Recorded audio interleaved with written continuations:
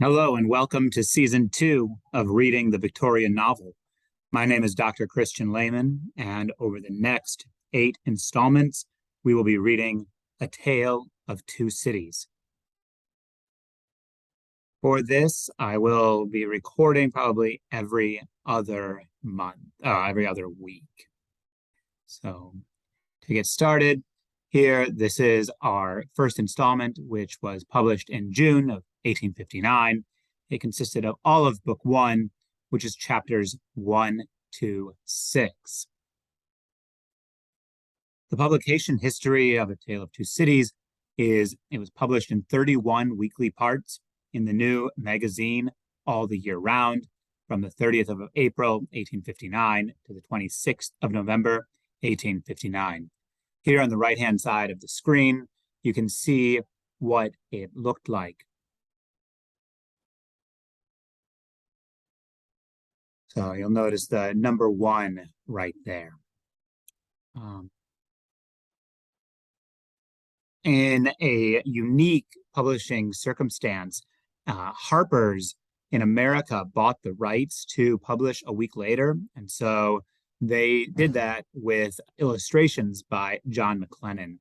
And it's hard to make out here. We'll look at it later on, but you'll see that they paid $5,000 for these rights and were incredibly proud of it. And so kept telling the public that that's what they had done.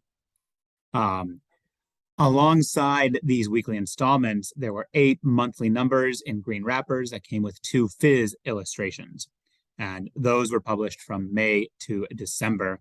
And then a single volume came out in December of 59. So if we want to remember what happened in book the first, recalled to life, we have chapter 1, the period. Quote, famously, it was the best of times. It was the worst of times. We have chapter 2, the mail, in which Jerry Cruncher catches up with Laurie and gives him the message recalled to life. Chapter 3 is the night shadows. Laurie talks to himself about, quote, buried how long? About 18 years. We're building up the mystery around Dr. Manette. Chapter 4 is the preparation. Here, Lucy Manette meets up with Laurie at the inn in Dover. Chapter 5, we jump to France, the wine shop. We have the loose cask of wine. We meet the Defarges, and we see Dr. Manette for the first time. We also have the Jacquerie. And then we have chapter 6, the shoemaker, where Manette is sort of roused, and Manette, Lucy, and Laurie all head back to England. So I'm now going to discuss a few passages and then illustrations. So much has been said about this opening paragraph, and I just want to make a few observations on style. It was the best of times, it was the worst of times. It was the age of wisdom, it was the age of foolishness. It was the epoch of belief, it was the epoch of incredulity. It was the season of light, it was the season of darkness. It was the spring of hope, it was the winter of despair. We had everything before us, we had nothing before us. We were all going direct to heaven, we were all going direct the other way. Dash. In short, the period was so far like the present period that some of its noisiest authorities insisted on its being received for good or for evil in the superlative degree of comparison only. So the parallelism is clear. We start with the positive connotation and we compare it to the negative: best, worst, wisdom, foolish, belief, incredulity, etc. The thing I'm rather more interested in, though, are some of the stylistic choices. So creating the abstract, light with a capital L, dark with a capital D, and then the emphasis on style. So we have this incredible dash that I've highlighted in blue here, right? It simultaneously cuts things like the blade of a guillotine, but it bridges things like the boards of the tumbril. And it's also kind of a gasp for air. We've run out of breath. And we, because we're not hanged and we're not beheaded, are still able to breathe. And we can continue, although that, in short, is like the cut of the guillotine's blade.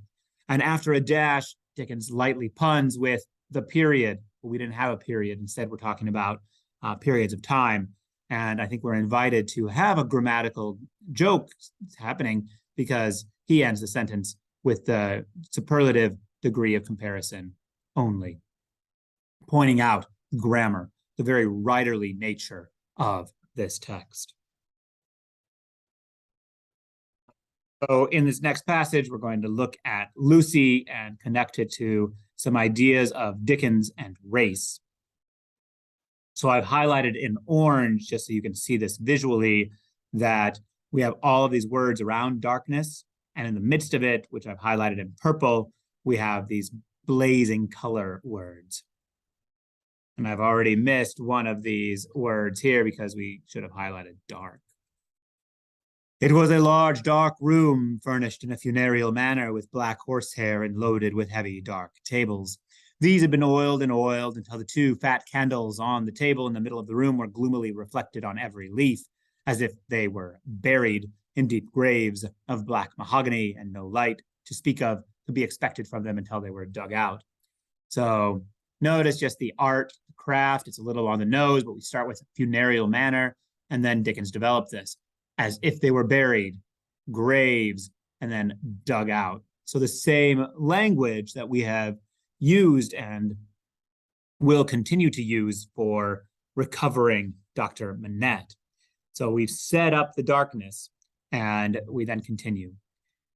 The obscurity was so difficult to penetrate that Mr. Lorry, picking his way over the well-worn Turkey carpet, supposed Miss Manette to be, for the moment, in some adjacent room, until, having got past the two tall candles, he saw standing to receive him by the table between them and the fire.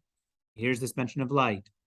A young lady of not more than 17, in a riding cloak and still holding her straw traveling hat by its ribbon in her hand, as his eyes rested on a short, slight, pretty figure, a quantity of golden hair, a pair of blue eyes that met his own with an inquiring look, and a forehead with a singular capacity, remembering how young and smooth it was, of rifting and knitting itself into an expression that was not quite one of perplexity or wonder or alarm, or merely of a bright, fixed attention, though it included all the four expressions. As his eyes rested on these things, a sudden vivid likeness passed before him of a child whom he had held in his arms in the passage across the very channel one cold time, when the hail drifted heavily and the sea ran high. The likeness passed away like a breath along the surface of the gaunt pier glass behind her, on the frame of which a hospital procession of Negro cupids, several headless and all cripples, were offering black baskets of Dead Sea fruit to black divinities of the feminine gender, and he made his formal bow to Miss Manette. So here we have this very clear juxtaposition between the lightness, even the whiteness of Lucy, in between first the dark room, but then we juxtapose her to these Negro cupids. So there's no need for these cupids to be pointed out as being black or blackened. On the surface, right, the use of Negro alludes to the soot from the fireplace and the candles, but there's no reason to state firmly that that's the case. Rather, we might say these are actually black cupids, African cupids. And so we're setting up Lucy's whiteness against any kind of blackness. And it's a very literal blackness. And so we have some problematic issues that are happening there, right? We double down on that, the black divinities of the feminine gender. So she and her whiteness being juxtaposed to this. We're invited, I think, as well to think of this in an erotic sphere, because these are cupids with their mythological association to love. 2 points to bring up, right? We have mahogany and the Turkey carpet mentioned. So here is the UK in the center, Turkey off to the right, and then mahogany comes all the way over here in the Caribbean and Floridian regions. So just in this one room, we already have stark reminders of empire and the British Empire. And also happening 1775, Britain's about to lose a stronghold over here on the Americas as the American Revolution is happening, or as the UK calls it, the American War for Independence. We're going to now jump to the entry of Madame Defarge. So one thing that happens is Dickens writes everything down in manuscript form, and then it gets published in published form. And there's often quite striking differences in those. There's three important passages in A Tale of Two Cities where it's quite significant, the changes. And this is the first one, the introduction to Madame Defarge. So I'm only going to read the first and second paragraphs, and then I'll continue. So in the manuscript, it says, Madame Defarge, his wife, inclined on one side as at a illegible, sat in the shop at some needlework behind a little counter and glanced at him as he came in. Madame Defarge was a little woman, illegible. Little bright eyes and little lifted eyebrows conveyed to the observer a curious impression that her little voice must be immediately behind them, an impression which was so far accurate that it always sounded as it were. So Dickens gets rid of all these littles. That's the first thing that he does, and he makes her much more substantial. In the published, Madame Defarge, his wife, sat at the shop behind the counter as he came in. Madame Defarge was a stout woman of about his own age, with a watchful eye that seldom seemed to look at anything, a large hand, heavily ringed, a steady face, strong features, and great composure of manner. So from little, we now have stout, large, steady, strong, and great. She's substantial, the heavily ringed, right? She's dangerous. And she's now a watcher. She has the watchful eye. It's no longer this idea of a vague, unnamed observer. A final change to point out is she goes from the manuscript doing needlework to knitting in the published version. So a much more striking image, right? Needlework, kind of, for me at least, I picture a hoop and you go stitch in and out, whereas knitting, you're creating and there's not really boundaries to it. There's a lot more to be said about this. It's quite exciting exercise to engage in. I want to now offer a conspiratorial reading. So what I want to propose is that the cask of loose wine was not an accident when it let loose. But he feigned not to notice the two strangers and fell into the discourse with the triumvirate of customers who were drinking at the counter. "How goes it, Jacques?" said one of these three to Monsieur Defarge. "Is all the wine swallowed?" "Every drop, Jacques," answered Monsieur Defarge. With this interchange of a Christian name was affected Madame Defarge, picking her teeth with her toothpick, coughed another grain of cough, and raised her eyebrows by the breadth of another line. "It is not often," said the second of the three, addressing Monsieur Defarge, "that many of these miserable beasts know the taste of wine, or of anything but black bread and death. Is it not so, Jacques?" "It is so, Jacques," Monsieur Defarge returned. So the use of triumvirate, right, kind of reminding us of the Roman Empire, of plots. And then we have the Jacquerie discussing the loose wine. My conspiracy is that the Jacquerie and Monsieur Defarge in particular let loose this cask of wine to flood the neighborhood. All right, we're now going to talk about illustrations. So we have two primary illustrators. We have Phiz, Habla Knight Brown, illustrating twice a monthly installment. And then we have John McLenan giving between 2 and 3, sometimes 4 each week. So we're going to start with this, The Mail by Phiz. I love a lot of this. Here's Jerry Cruncher with In the Light, partially. We have the guard pointing his blunderbuss at Jerry. Over here is Laurie reading the letter under the light of the lamp. Back here, you can see these two passengers hidden. And then I love in particular the driver. You can see his eye is looking suspiciously over here. And then he has this whip, right? The whip for the horses, but it looks remarkably like a fishing pole. And we're going to have a lot of language around fishing and secrets that come up. So keep your eyes out for that. And then just notice, because Phiz is famous for it, the elegance of these horses, right? Phiz could draw a horse in his sleep, but it's still wonderful to take the opportunity to see them, especially this horse blowing out the air from its nostrils.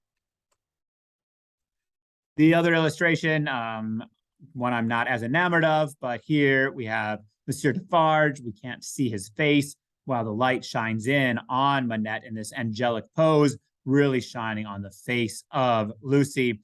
And the way it works is almost like the light reflects backwards and then up to Manette. Laurie is split, half in the dark, half in the light.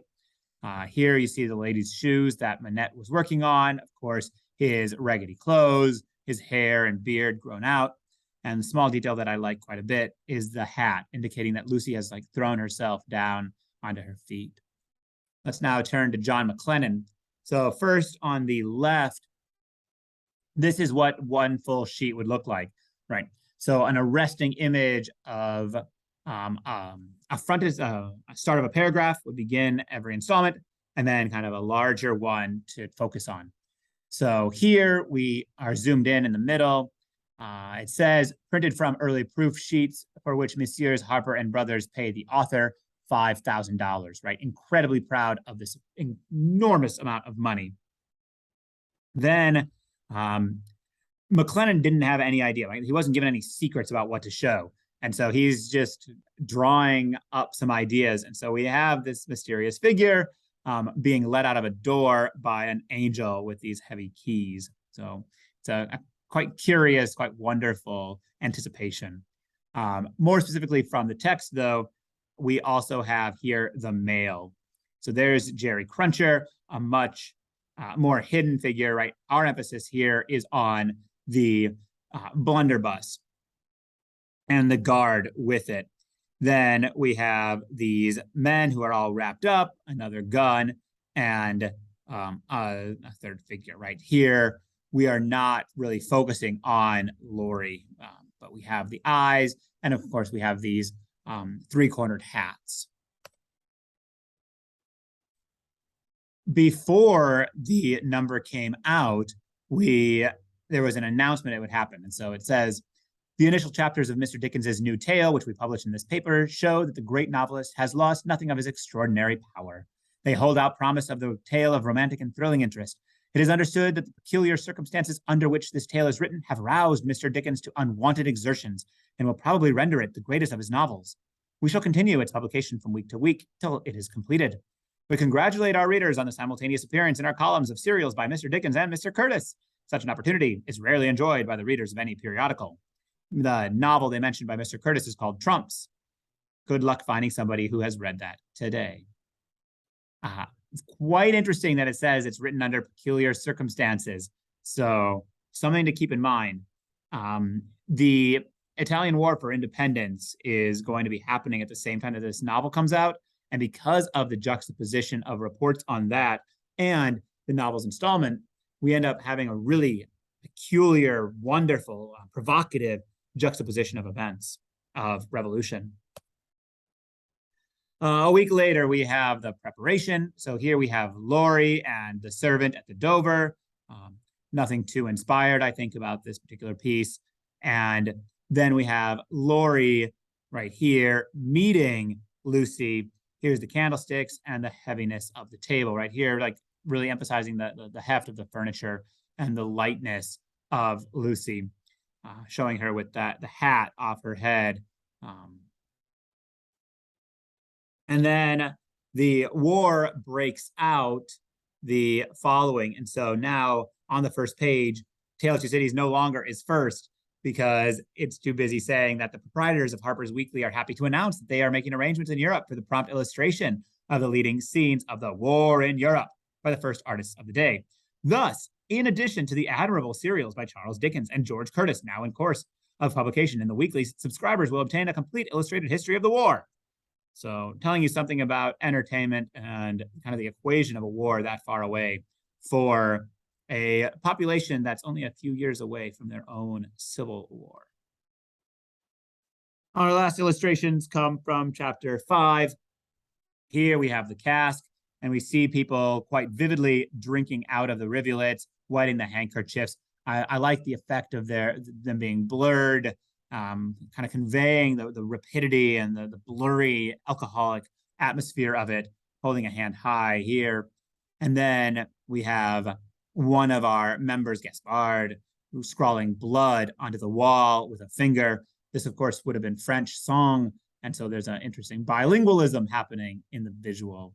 And he is wearing the pointed hat that will come to be associated with the revolution. And I lied. We have 3 more illustrations. 3, in fact, here for the next installment for the shoemaker. We have the door indicating that it's been completely covered for a very long time because it has cobwebs right here, number 105. And then we have 2 scenes of Lucy and her father where he falls down into her arms. And we have him limp, falling into that position of the pietà in a biblical allusion. And with that, we are done for this installment. I hope to keep these brisk, but because I'm going to talk about the McLenan illustrations, there will always be something more to say. So we will see you in the next installment when we go to court.